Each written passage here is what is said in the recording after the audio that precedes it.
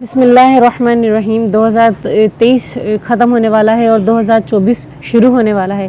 جس طرح سے 2023 میں بیماریاں لوگوں کو لاحق ہوئی ہیں، ممکن ہے کہ 2024 میں اس سے کئی زیادہ بیماریاں لاحق ہوں، اللہ نہ کرے، لیکن آثار تو یہی معلوم ہوتے ہیں اور ظاہر پر فتویٰ لگتا ہے۔ تو بیماریاں اتنی لاحق کیوں ہوئی ہیں؟ سب سے زیادہ لوگوں کو بیماریاں پیٹ کی، معدے کی، جگر کی، سینے کی جلن کی، اتنی بیماریاں لاحق ہوئی ہیں، حلق کی، گلے کی، نزلے کی، اتنی بیماریاں لگی ہیں لوگوں کو، اور بیماریاں لگ کے شفا ہو کے پھر دوبارہ واپس سے معدہ خراب ہو جاتا ہے۔ ایسا کیوں ہو رہا ہے؟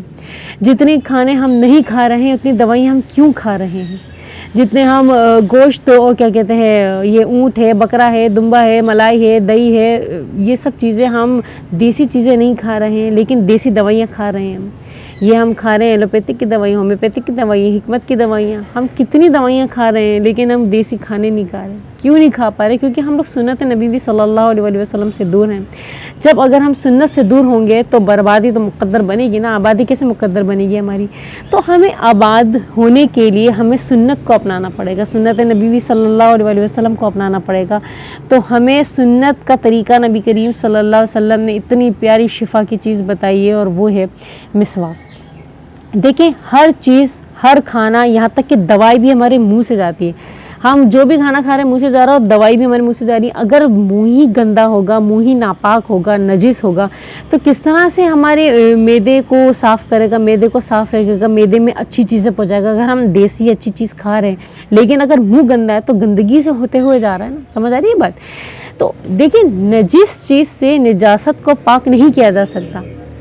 آپ پاک چیز سے نجاست کو پاک کر سکتے ہیں، نجاست سے نجس چیز کو آپ پاک نہیں کر سکتے ہیں۔ سمجھ میں آ رہی ہے بات میری؟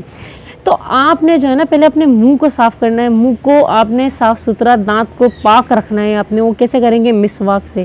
مسواک کا اتنا حکم ہوا ہے، نبی کریم صلی اللہ علیہ وسلم ارشاد فرماتے ہیں کہ مجھے مسواک کرنے کا اتنا حکم دیا گیا، اتنا حکم ہوا اللہ تعالیٰ کی طرف سے، اور میں نے اتنی مسواک کی اپنی زندگی میں کہ مجھے خوف ہونے لگے کہ کہیں میری زیادہ مسواک کرنے کی وجہ سے میرے دانت نہ جھڑ جائے۔ اللہ اکبر۔ حضرت عائشہ صدیقہ رضی اللہ تعالیٰ عنہا نبی کریم صلی اللہ علیہ وسلم کے سرحانے مسواک رکھ کے سویا کرتی تھی، کیونکہ آپ صلی اللہ علیہ وسلم صبح اٹھتے کے ساتھ ہی مسواک کیا کرتے تھے۔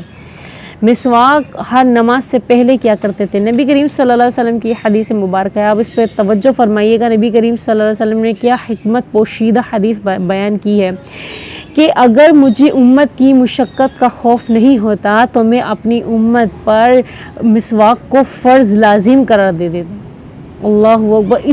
اتنی زیادہ مسواک کے فوائد ہیں، اتنی فائدے ہیں مسواک کے۔ علماء کرام لکھتے ہیں کہ مسواک کے 70 فائدے، اور سب سے ادنا فائدہ یہ ہے کہ اس کو ایمان کی حالت میں موت ہوگی۔ اللہ اکبر، اللہ اکبر۔ ایمان کی حالت پہ موت کس کو نہیں چاہیے؟ مسواک کرو، ایمان کی حالت پہ موت مفت، فری میں۔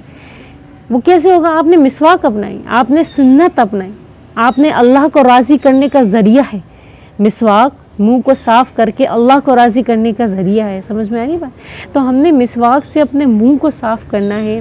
نبی کریم صلی اللہ تعالیٰ علیہ وسلم کا سب سے آخری عمل، زندگی کا سب سے آخری عمل مسواک تھا۔ ایک صحابی مسواک کر رہے تھے تو نبی کریم صلی اللہ علیہ وسلم نے مسواک کو، انہیں دیکھا مسواک کرتے ہوئے، تو حضرت عائشہ صدیقہ رضی اللہ تعالیٰ عنہا پہچان گئی کہ نبی کریم صلی اللہ علیہ وسلم کو مسواک کرنے کی چاہت ہے۔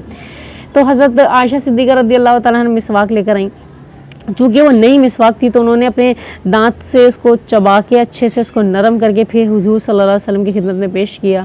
آپ صلی اللہ علیہ وسلم نے پھر اس کو مسواک کیا اپنے دانتوں پہ، اور پھر دنیا سے رحلت فرما گئے۔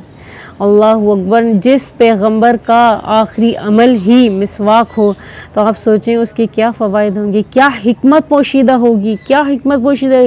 ہمیں تو بنی اسرائیل بننے کی ضرورت بھی نہیں ہے، اس حکمت کی پوشیدہ کو ڈھونڈنے کی ضرورت بھی نہیں ہے۔ بس یہ سوچ کر عمل کریں کہ ہمارے نبی کی سب سے آخری عمل مسواک ہے، تو اس کو پکڑ لیں۔ ہم کہتے ہیں نا کہ بھائی جاتی جاتی وصیت جو ہمارے بڑے کر جاتے ہیں، دادا کر جاتے ہیں، پردادا کر جاتے ہیں، والد کر جاتے ہیں، کہ آخری وصیت ہمیں کرنا پڑے گا، آخری وصیت کی کنواں کھدوانا پڑے گا۔ تو آخری وصیت، آپ یہ سوچ رہے ہیں آخری عمل ہمارے نبی کا مسواک تھا، تو ہمیں وہ مسواک کو پکڑ لینا چاہیے، لازم قرار دے لینا چاہیے اپنے اوپر۔ جب ہمارے نبی کی چاہت تھی کہ لازم قرار دیتا تو اس کو اپنے اوپر لازم قرار دے دیں، فرض نہیں، لیکن آپ اس کو لازم قرار دے دیں کہ اس کو آپ کرنا ضروری ہے، کیونکہ ہمارے نبی کی پسند تھی، آپ صلی اللہ علیہ وسلم کی چاہت تھی کہ ہم جو ہے نا مسواک کو کرتے رہیں، اور اس میں ہمارے لیے شفا ہی شفا ہے۔ ہمارے پیغمبر صرف ہمارے لیے صحت، شفا، یہ سب چاہتے تھے۔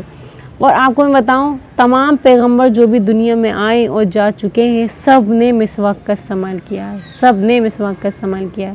اللہ تعالیٰ مجھے اور آپ کو سنتوں پر عمل کرنے کی توفیق عطا فرمائے، ہمارے نبی کی عمل پہ عمل کرنے کی توفیق عطا فرمائے۔ دعا میں یاد رکھیے گا۔ جزاکم اللہ خیراً، احسن الجزاء فی الدارین۔